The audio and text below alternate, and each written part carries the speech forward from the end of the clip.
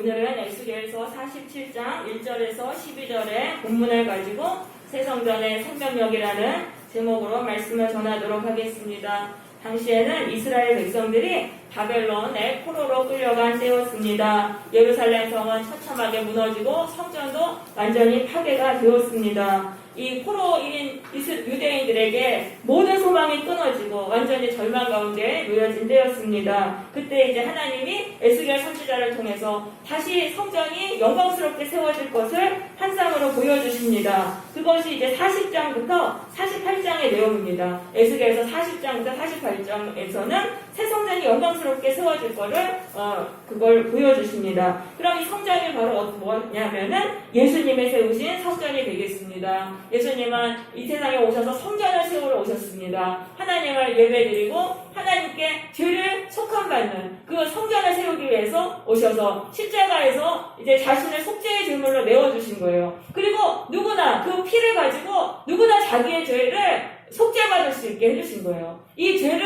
누구나 다 제사장이 돼가지고 예수의 보혈로 자기의 죄를 씻어낼 수 있게 해주신 거예요. 죄가 씻겨져 나가면 인생에서 저주가 떠나요. 그래서 죄를 속함받는 게 왜 이렇게 중요하냐 생각하는데요. 인간 인생의 모든 문제는 죄로 인한 문제입니다. 그런데 예수님의 그 속죄의 피가 그 죄를 씻어낸다는 거예요. 죄를 씻어내면 죄짓기 이전으로 돌아가요. 그래서 내가 죄로부터 씻겨나고 나에게 임했던 죄의 저주가 떠나고 사람의 그 인생이 달라지는 것이 이 속죄를 받는 것입니다. 근데 예수님은 지금 그 십자가에서 그 속죄, 모든 사람이 제사장이 돼가지고 예수님의 피만 가지고 기도하면 언제 어디서든 내가 골방에서 내가 예수님의 보혈로 내 죄를 씻고 또 그 다른 사람의 죄도 씻어낼 수 있어요. 내가 다른 사람 때문에 죄로도 우리가 고통을 받잖아요. 그것도 보혈로 계속적으로 씻어내고 하면 그게 저주가 떠나요. 그러니까 언제 어디서든 누구나 예수의 피로 이 속죄를 받을 수 있는 그 성전을 세우신 거예요. 그것이 바로 이제 예수님의 십자가이십니다.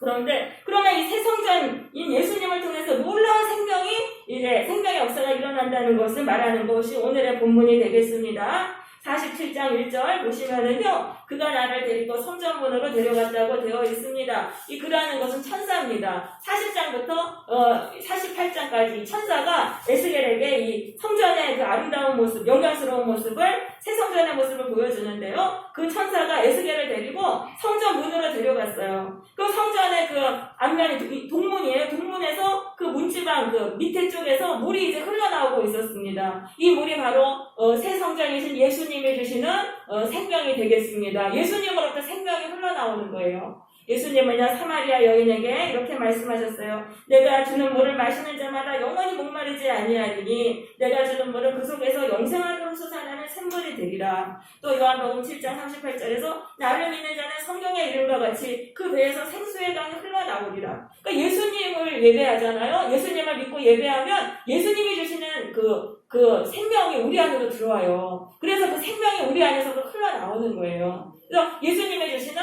생명을 말하는 것입니다. 그럼 왜 어떻게 우리가 생명을 얻냐면 예수님이 십자가에서 우리의 모든 죄값을 다 갚으셨잖아요. 죄에 대한 형벌을 다 치르셨잖아요. 그러니까 내가 뭐 죄를 지었고 고통을 당하고 내가 과거에 지은 죄 내가 어떻게 할 수가 없잖아요. 그거를 죄를 가지고 예수님 앞에 가지고 나와서 예수님의 보혈로 이 죄를 다 죄값을 치르신 걸 내가 믿습니다.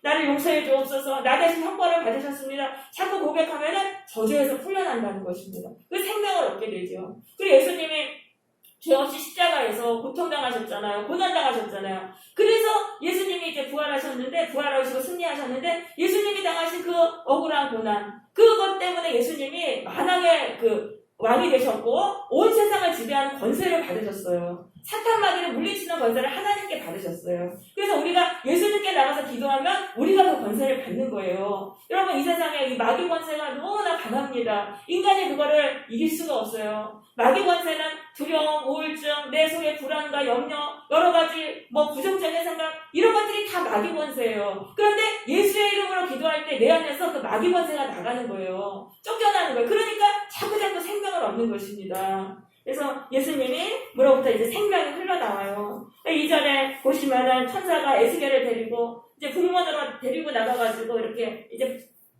데리고 나갔어요. 그러니까 그 물이 이제 성전의 동문으로부터 스며 나온다고 되어 있는데 이거는 원어에 보면 아주 세차게 솟구쳐 나오는 걸 말합니다. 여러분, 예수님이 주시는 생명력은 졸졸 흐르는 생명이 아니에요.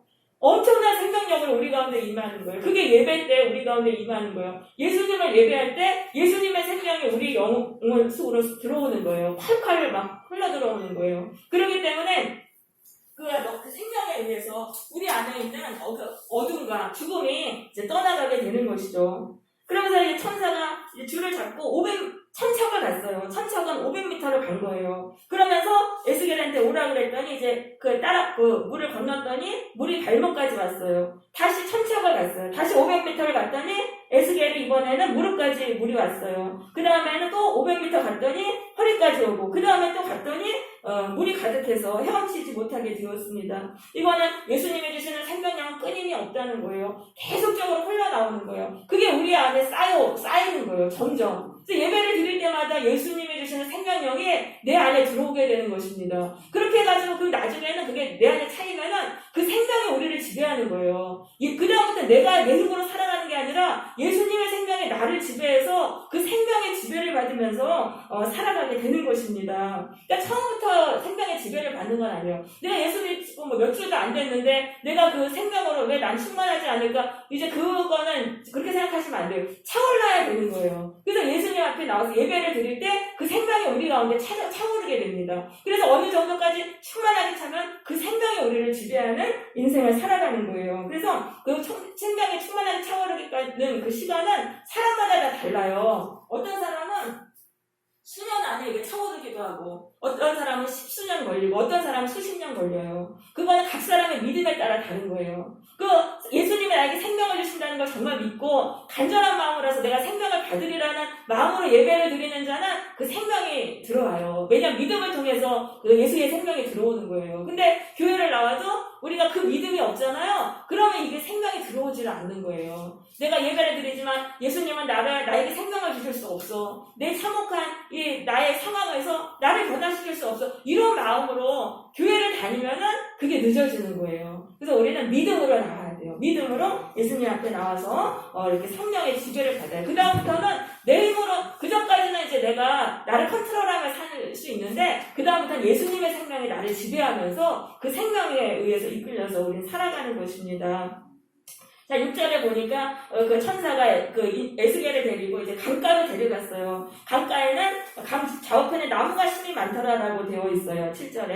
이 많더라라는 그 뜻은요, 수가 많다는 게 아니라 양도 매우 탐스럽고 그 나무의 잎과 열매가 매우 풍성하고 탐스러운 것을 말하는 것입니다. 왜냐하면 이 강가에 심기운 나무는요, 생명수, 그 새성전에서 나오는 생명을 계속적으로 직접 공급을 받으니까 그렇게 풍성하게 되는 것입니다. 이건 뭐냐면 우리가 예배를 통해서 이 풍성한 은혜를 받고 우리가 그렇게 생명이 우리 안에 넘치게 된다는 걸 말하는 것입니다. 그래서 우리는 예배를 사모해야 돼요. 이 생명수에 직접 닿아야 되잖아요. 예수의 생명에 직접 닿으려면 예배를 우리가 참 계속 드려야 되는 거예요. 예배를 통해서 우리 가운데 생명이 이제 들어오게 되는 것입니다. 그래서 예배를 드리고 나기 전하고 드리고 난 후하고 이게 다른 거예요. 우리 안에 생명이 들어오기 때문에 달라지는 거예요. 우리가 삶 속에서 절망과 어둠 속에 살았다 하더라도 예배를 통해서 예수님의 생명이 우리 안에 공급되기 때문에 달라지는 거예요. 우리의 마음이 달라지고 우리가 생명으로 넘쳐서 예배당을 떠날 때는 완전히 변화된 모습으로 우리가 변화가 되는 것입니다.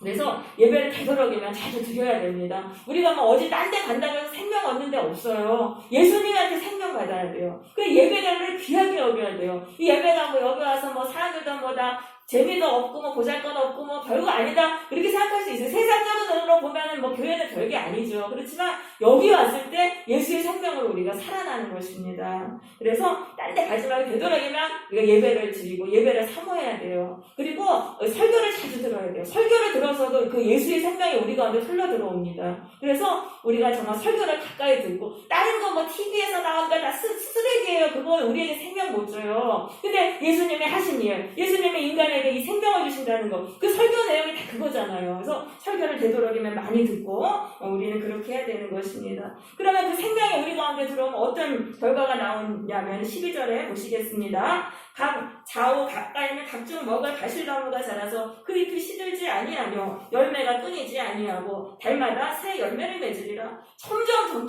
생명으로 충만하게 되는 겁니다. 점진적으로 변화가 일어나는 것입니다. 그전에는 비실비실하게 살았어요. 아무 소망이 없고 절망 가운데 살았어요. 그런 사람이 예배를 통해서 살아나는 거예요. 이제는 내 앞가림도 다 할 수 있고 그 생명으로 치유가 일어나고 자꾸 일어나니까 다 할 수 있는 거예요. 그러니까 열매가 끊이지 않는다고 돼 있어요. 열매 맺으면 살아가는 거예요. 열매를 맺으면서 살아가는 거예요. 그전에는 나 하나도 감당 못했는데 이제 선한 열매를 맺으면서 살아갈 수 있어요. 그래서 예수님이 그러셨잖아요. 요한복음 15장 5절에서 나는 포도나무요 너희는 가지라. 그가 내 안에 내가 그 안에 거하면 사람이 열매를 많이 맺나니 나를 떠나서는 너희가 아무것도 할 수 없습니다. 그래서 우리가 예수님께 붙어있으면 열매를 맺게 돼요. 그런데 그래서 선한 열매를 맺으며 살아가는데 예수를 믿는다는 건 우리 인내가 필요해요. 그래서 열매 맺을 때까지 우리가 인내를 가지고 예수님을 믿는다는 거는 인내로 예수님 앞에 나오는 거예요. 계속적으로. 우리가 슬플 때도 있고 기쁠 때도 있고 또 예수 교회를 다니는데도 불행이 닥칠 때가 있어요. 그런다고 해서 그거를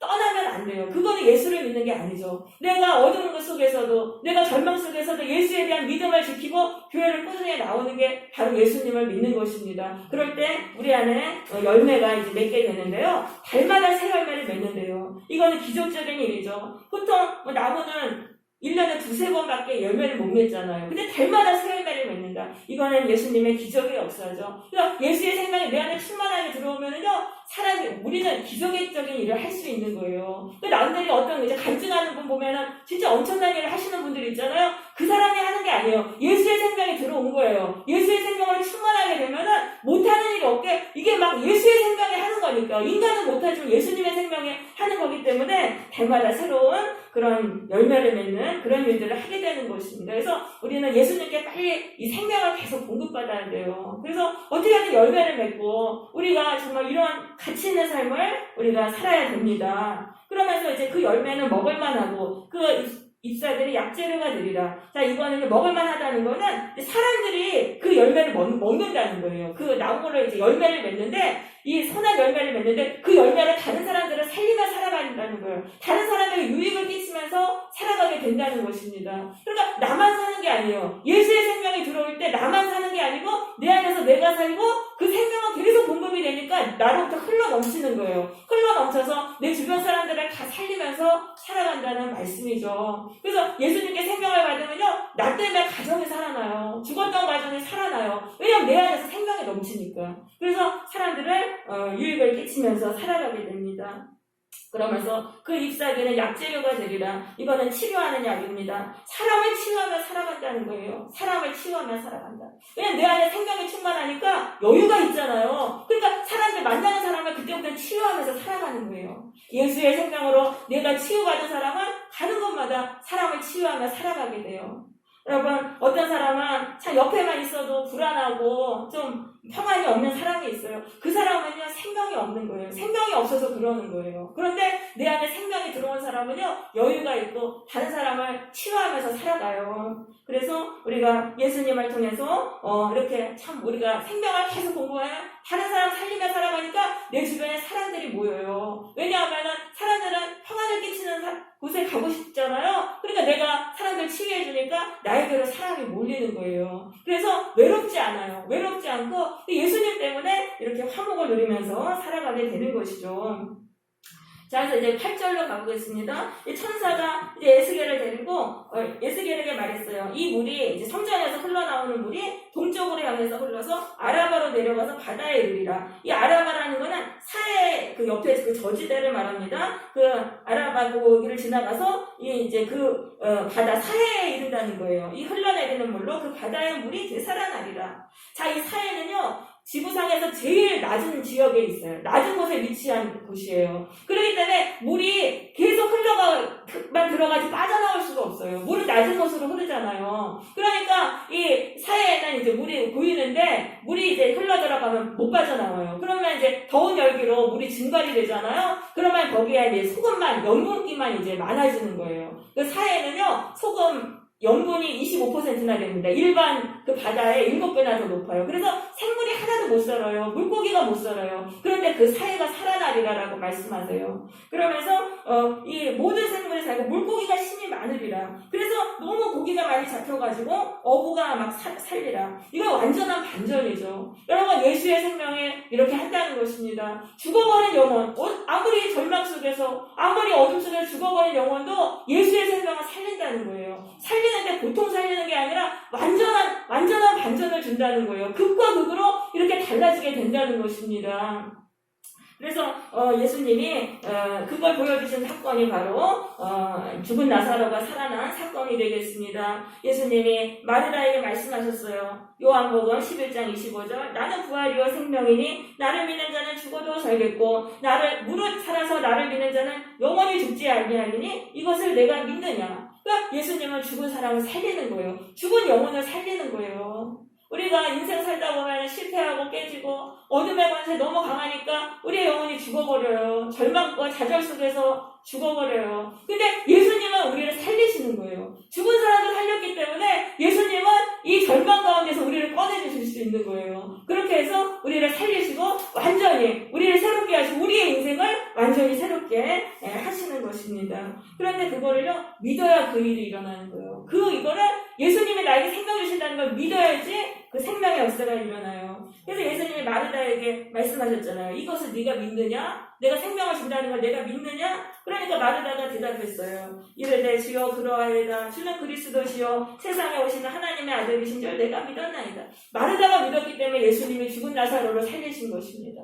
우리도 마찬가지예요. 여러분, 우리가 믿음을 가지고 예수님을 바라보세요. 그래야지 그 믿음의 통로가 돼서 우리 가운데 예수의 생명이 들어오는 것입니다. 여러분, 우리가 왜 예수를 믿어도 생명을 누리지 못하면 우리 안에 잘못된 믿음이 있는 거예요. 내 이 처참한 아픔과 이 어둠과 절망을 예수님은 그것만큼은 못 살려. 다른 사람은 살려주셔도 나는 못 살려줘서 이렇게 생각하면은 예수의 생명이 들어오지 않아요. 그런데 우리가 이걸 이제 버리고 내가 이 예수님의 생명으로 내가 살아나는 걸 내가 믿습니다. 이걸 믿어야 된다는 거예요. 우리가 이 예수님을 알았다는 건 엄청난 축복인데 알기만 하면 안 되고 그 생명을 내가 직접 누려야 되잖아요. 그러면은 어떻게 되냐면 믿어지지 않아도 자꾸 믿어야 돼요. 믿는다고 선포를 해야 돼요. 그러니까 아침마다 일어나서 이렇게 선포를 하는 거예요. 아침마다 세수하시고 막 준비하시잖아요. 그때 일어나서 5분이든 10분이든 이러는 거예요. 오늘 내가 예수의 생명으로 일어날 걸 믿습니다. 내가 살아날 걸 믿습니다. 예수님의 생명이 나의 안에서 역사해서 내 안에 놀라운 그 변화가 일어날 걸 믿습니다. 내가 살아날 걸 믿습니다. 계속 그거를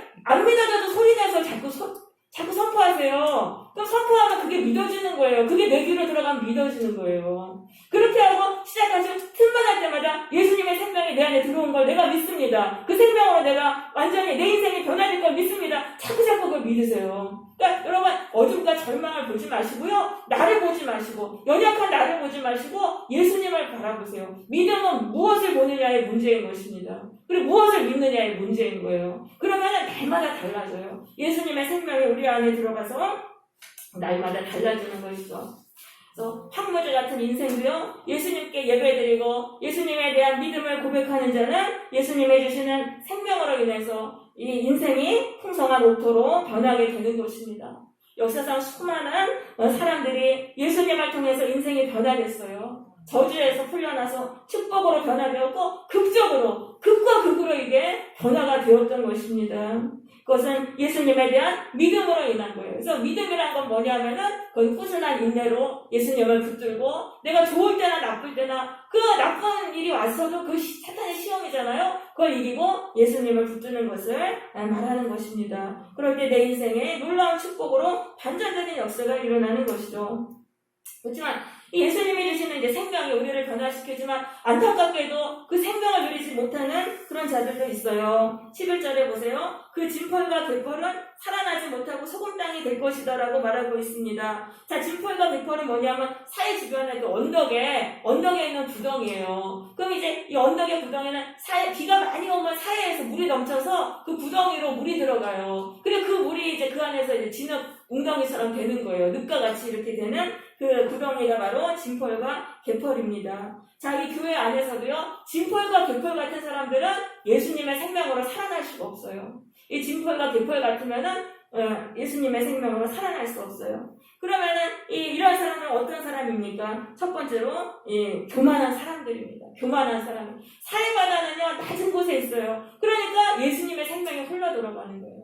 예수님의 생명은 이 가난하고 낮은 곳으로 흐르는 거예요. 겸손한 마음으로 흐르는 거예요. 예수님, 저는 힘이 없습니다. 예수님, 저는 살아갈 힘이 없고 살아갈 지혜도 없습니다. 내 힘으로 살아갈 수 없습니다. 그러한 겸손한 마음으로 오면은 예수님의 생명이 들어와요. 그런데 이 진펄과 개펄은 그 언덕 위에 있잖아요. 이거 교만하다는 거거든요. 그러니까 내 마음이 높은 사람들, 나는 내 힘으로 살아갈 수 있다고 생각하는 사람은 예수님께 구하지 않아요. 그렇기 때문에 예수님의 생명이 들어올 수 없는 거예요. 그래서 우리는 교만을 우리가 버리고, 교만을 버려야 돼요. 일단 은혜 받고 예수님의 생명 받으려면 교만을 버려야 돼요. 교만을 어떻게 버리냐면은 회개할 때 교만이 버려져요. 그래서 내가 내 힘으로도 교만 못 버려요. 근데 예수님의 십자가 앞에 나와서 예수님, 저는 죄인입니다. 저는 오늘도 또 이런 죄를 지었고 제 마음속에는 이러이러한 더러운 죄가 있습니다. 자꾸 고백하고 예수님의 보혈로 깨끗하게 씻어주세요.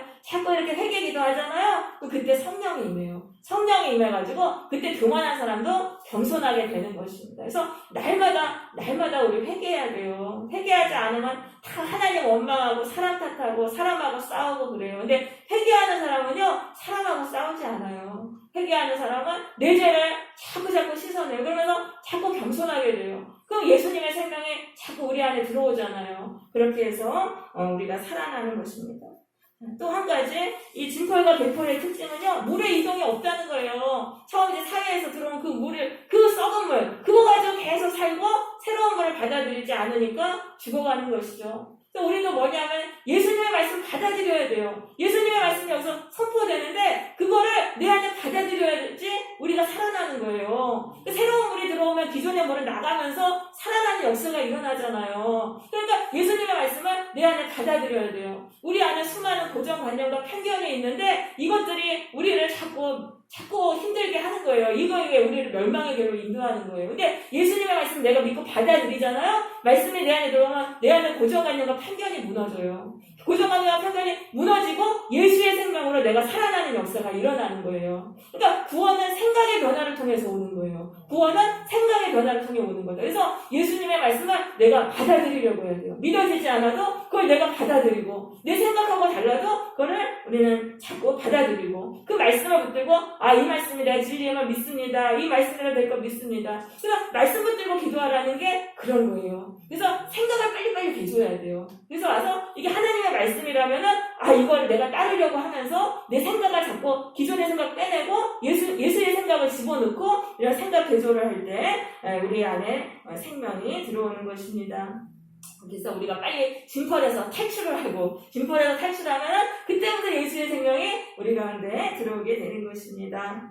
네, 자 이제 이 새 성전이신 예수님을 통해 생명을 공급받으면 인생이 에덴 동산으로 변화되는 것을 말하는 것입니다. 이 본문의 내용이 말하는 것은 예수님을 통해 인생이 에덴 동산이 된다. 자, 창세기 2장 9절 10절에 보면 이 에덴 동산의 모습이 나와 있습니다. 하나님이 만드신 그 아름다운 세상, 거기서는 에덴에서부터 강이 흘러나와가지고 동산을 적시고 동산에 생명나무가 있었다고 말하고 있어요. 그러니까 바로 지금 이 오늘 본문의 모습과 같은 거예요. 이 창세기 2장의 에덴 동산의 모습이 같은 거예요. 그래서 우리가 죄로 인해서 이 잃어버렸던 그 에덴 동산을 예수님을 통해서 우리가 회복하게 되는 거예요. 생명에 넘치고 참으로 이 기쁨으로 가득한 인생으로 변화되는 역사가 일어나는 것입니다. 예수님은 우리에게 천국의 인생을 주시는 구원자이신 것입니다. 이 예수님을 믿고 예배함으로 예수님께 생명을 공급받으시기를 바라요.